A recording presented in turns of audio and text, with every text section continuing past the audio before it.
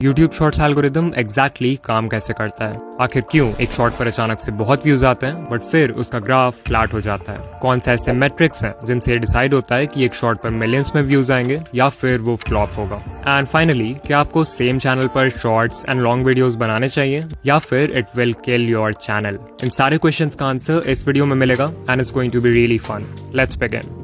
So we know कि बड़े YouTubers के शॉर्ट्स पर व्यूज आते रहते हैं और आते ही रहते हैं, बट आपके केस में शॉर्ट अपलोड करते ही पहले तो 100 या इवन हजारों व्यूज आते हैं, बट देन व्यूज का ग्राफ कंप्लीटली फ्लैट हो जाता है। चलो समझते हैं कि ऐसा क्यों होता है। तो अभी से 1 साल पहले कॉलिन एंड समीर ने एक इंटरव्यू अपलोड किया था Todd Sherman and Rene Richie के साथ। अगर आप नहीं जानते तो ये दोनों ही यूट्यूब के ऑफिशियल एम्प्लॉइज हैं एंड टॉड तो स्पेशली यूट्यूब शॉर्ट्स के प्रोडक्ट लीड हैं, विच ऑब्वियसली मीन्स कि वो हमें शॉर्ट्स एल्गोरिदम के बारे में बहुत कुछ बता सकते हैं। इंटरव्यू के एक पार्ट में उन्होंने बताया कि आप जैसे ही एक शॉर्ट अपलोड करते हो तो एल्गोरिदम आपके शॉर्ट के लिए एक रैंडम सीड ऑडियंस फाइंड करता है। ये सीड ऑडियंस बेसिकली एक स्मॉल ग्रुप ऑफ व्यूअर्स होते हैं जिनके साथ एल्गोरिदम आपके शॉर्ट को टेस्ट करना चाहता है, बिकॉज उसे आपके चैनल और उसके कंटेंट के बारे में अभी ज्यादा कुछ नहीं पता है। यहाँ पे रैंडम वर्ड इंपॉर्टेंट है बिकॉज हो सकता है कि वो सीड ऑडियंस आपकी टारगेट ऑडियंस हो ही ना। इन व्यूअर्स को यूट्यूब रैंडमली सिलेक्ट करता है आपके शॉर्ट को टेस्ट करने के लिए। सो मान लो वो सीड ऑडियंस आपके शॉर्ट के साथ अच्छे से एंगेज नहीं करती है तो कुछ देर बाद यूट्यूब आपके व्यूज को फ्लैटलाइन कर देगा, मतलब फिर ना के बराबर व्यूज आएंगे उस पे, और जो थोड़े बहुत व्यूज आएंगे वो मोस्टली दूसरे ट्रैफिक सोर्सेज के होंगे।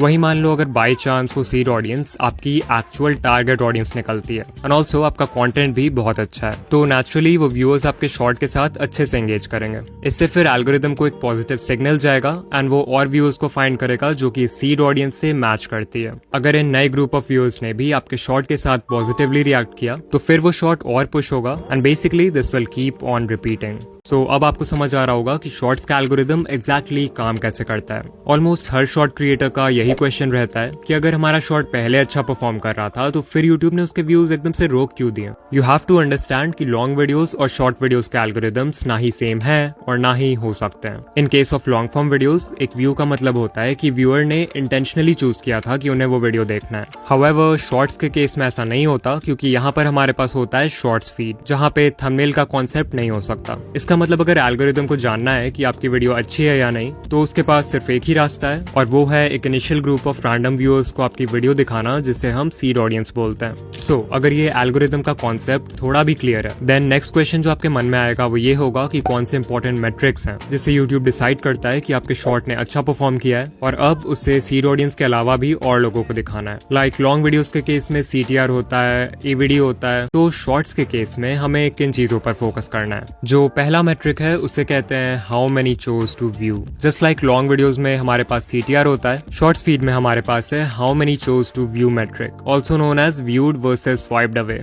ये आपको बताएगा कि कितने परसेंटेज ऑफ व्यूअर्स आपके शॉर्ट को देखने के लिए रुके और कितनों ने देखने से पहले ही उसे स्वाइप कर दिया। जितने परसेंटेज ऑफ व्यूअर्स शॉर्ट देखने के लिए रुकेंगे, ऑफ कोर्स सिर्फ उनके ही व्यूज काउंट होंगे। यहाँ पर शायद आपके मन में ये भी क्वेश्चन आए कि एक व्यूअर को शॉर्ट कितने सेकंड्स तक देखना होगा जिससे एक व्यू काउंट हो। तो ये क्वेश्चन कॉलिन ने भी इंटरव्यू में पूछा था, जिसके रिप्लाई में टॉड ने कहा कि यूट्यूब ने आज तक पब्लिकली कभी नहीं बताया है कि what counts as a view. So वो एग्जैक्टली तो नहीं बता सकते, बट हाँ, जो एल्गोरिदम है वो इंटेंशनैलिटी मेजर करने की कोशिश करता है, यानी कि अगर उसे लगता है कि व्यूअर इंटेंशनली रुका है वीडियो देखने के लिए तभी जाकर वो उस व्यू को रजिस्टर करेगा, अदरवाइज डिस्कार्ड कर देगा। फिर नेक्स्ट क्वेश्चन है कि ये viewed versus swiped away percentage कितना होना चाहिए। तो आप लोग पैडी गैलोवे को जानते होंगे, he is a YouTube strategist and ये बहुत सारे बड़े क्रिएटर्स के साथ काम कर चुके हैं, इंक्लूडिंग मिस्टर बीस्ट। तो पिछले साल पैडी और उनकी टीम ने एक स्टडी कंडक्ट किया था जहां उन्होंने 5000 से ज्यादा शॉर्ट्स को स्टडी किया across 33 YouTube channels in different niches. According to his study, shorts जिनका व्यूड परसेंटेज 60% और उससे कम था, उन शॉर्ट्स ने उतना अच्छा परफॉर्म नहीं किया।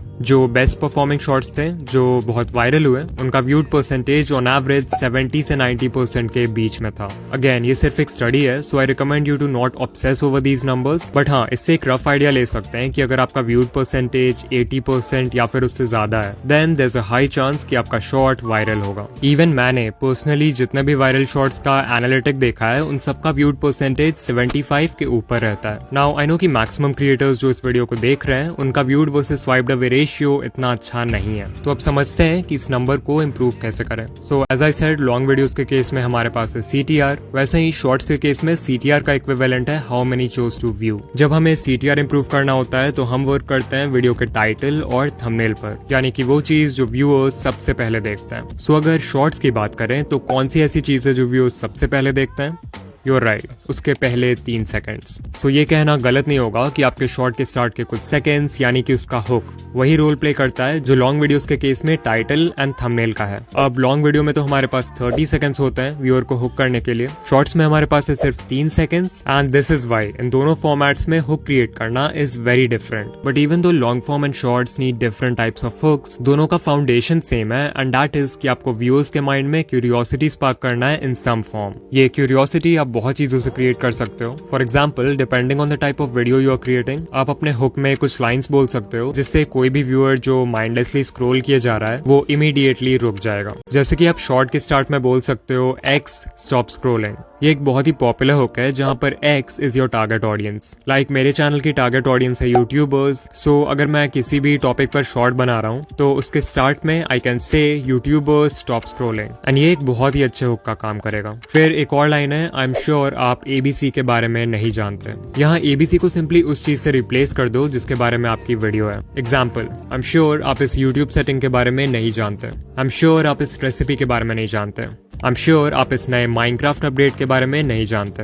बट जरूरी नहीं कि आप लोगों को कुछ बोल कर ही हुक करो, बिकॉज जितना पावरफुल एक लाइन होता है व्यूअर्स का अटेंशन ग्रैब करने के लिए, उतना ही पावरफुल होता है एक इंट्रीगिंग विजुअल। इस पेंटिंग शॉट को देखो, इसमें आर्टिस्ट ने कैनवस के ऊपर बहुत ही अनयूजुअल वे में कलर्स को पोर किया है। बट शॉट में कुछ सेकंड्स और आगे जाओगे तो यू विल सी कि आर्टिस्ट ने पूरा कैनवस ब्लैक पेंट कर दिया। अब अगर आर्टिस्ट चाहता तो नॉर्मली भी कैनवस को पूरा ब्लैक पेंट कर सकता था, बट शॉट के फर्स्ट फ्रेम में कलर्स को ऐसे स्पेशल वे में रखने से व्यूअर्स के माइंड में क्यूरियोसिटी क्रिएट होती है कि ये पेंटिंग क्या है, आगे क्या बनने वाला है एंड सो ऑन, जिससे वो हुक हो जाते हैं। फिर कल ही शॉर्ट स्क्रॉल करते वक्त I came across this food channel. इसकी जो क्रिएटर है वो अपने ऑलमोस्ट हर शॉट को स्टार्ट करती हैं by tossing ingredients in the air and catching it. अब आई डोंट नो कि वो ये इंटेंशनली करती हैं या नहीं, but this is a great way to create a visual hook. लेकिन अगर आप सच में अपने शॉर्ट्स वायरल करना चाहते हो तो सिर्फ हुक क्रिएट करना is not enough. You also need a good audience retention. जब हम लॉन्ग वीडियोस बनाते हैं तो यूट्यूब का फोकस होता है वॉच टाइम पर, बिकॉज एल्गोरिदम चाहता है कि आपका कंटेंट ज्यादा से ज्यादा टाइम के लिए व्यूअर को प्लेटफॉर्म पर बनाए रखे।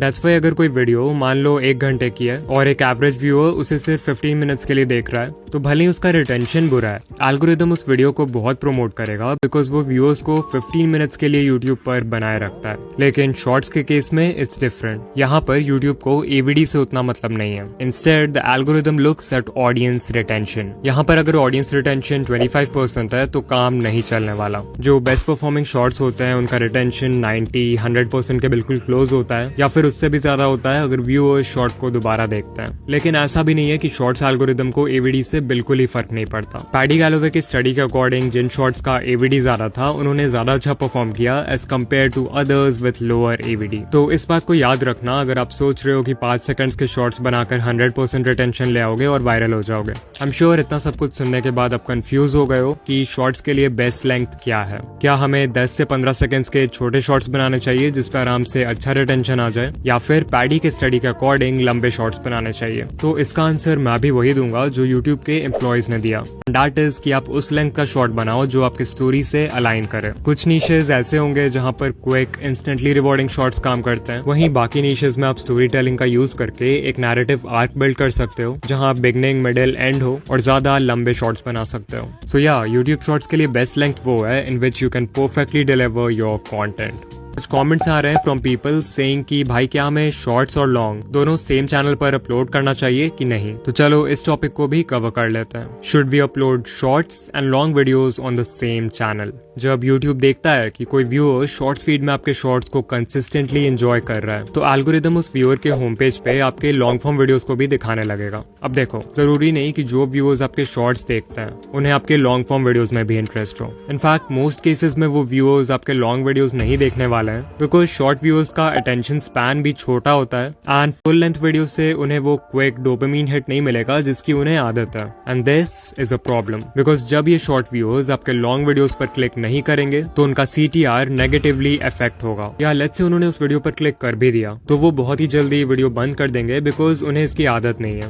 एग्जाम्पल के लिए आप इस चैनल को देखो, Jake Fellman, he has 23 million subscribers. जहां इनके शॉर्ट्स पर कंसिस्टेंटली मिलियंस ऑफ व्यूज आते हैं, लॉन्ग वीडियोस पर मुश्किल से 20 के व्यूज कंप्लीट हो पाते हैं। Another channel is Dan Rhodes with 26 million subscribers, जहां इनके मोस्ट पॉपुलर शॉर्ट पे 800 मिलियन व्यूज हैं। The most viewed long form video only has 500 K views. और यूट्यूब पे ऐसे कितने सारे चैनल्स के एग्जांपल्स मिल जाएंगे जिनकी एक स्प्लिट ऑडियंस है। So what is the conclusion? Shorts के लिए एक सेपरेट चैनल बनाना चाहिए, राइट? हाँ, अगर मैं होता तो एक दूसरा चैनल ही बनाता, एंड मेरी पर्सनल एडवाइस यही होगी कि आप भी एक दूसरा चैनल बनाओ। लेकिन इसका मतलब ये नहीं है कि सेम चैनल पर लॉन्ग और शॉर्ट्स एक साथ डाल के ग्रो करना इम्पॉसिबल है। बहुत सारे चैनल्स हैं जो ऐसा करते हैं, for example daily dose of internet, and they are fairly successful. You can see इस चैनल पर लॉन्ग वीडियोज और शॉर्ट्स दोनों पर ही कंसिस्टेंटली मिलियंस ऑफ व्यूज आते हैं। The secret behind this is simple, इनके शॉर्ट्स और लॉन्ग वीडियोज दोनों को देखकर सेम फीलिंग आती है। इनफैक्ट इस चैनल के लॉन्ग वीडियोस एक तरह से शॉर्ट्स के कॉम्पाइलेशन जैसे हैं, so they are like extended version of the shorts. More importantly इनके लॉन्ग वीडियोस की लेंथ भी उतनी बड़ी नहीं है, सो शॉर्ट्स व्यूअर्स जो इंस्टेंट डोपामीन के लिए आते हैं वो भी इस पे क्लिक कर देते हैं। And so if you want to upload shorts and long videos on the same channel, then आप यहाँ से कुछ लेसन्स ले सकते हो। नंबर 1, आपके शॉर्ट्स और लॉन्ग वीडियोस दोनों का कंटेंट सेम होना चाहिए। नंबर 2, लॉन्ग वीडियोस और शॉर्ट्स दोनों की वाइब सेम होनी चाहिए। दिस मीन्स आपके वॉइस ओवर का तरीका, एडिटिंग स्टाइल, लाइटिंग, कलर और जो ओवरऑल फील है वो सेम होना चाहिए। एंड नंबर 3, जो कि सभी के लिए पॉसिबल नहीं है बट अगर कर पाए तो बहुत अच्छा है, लॉन्ग वीडियोस की लेंथ छोटी रखो ताकि शॉर्ट्स व्यूअर्स के उन पे क्लिक करने के चांसेस इंक्रीज हो जाएं।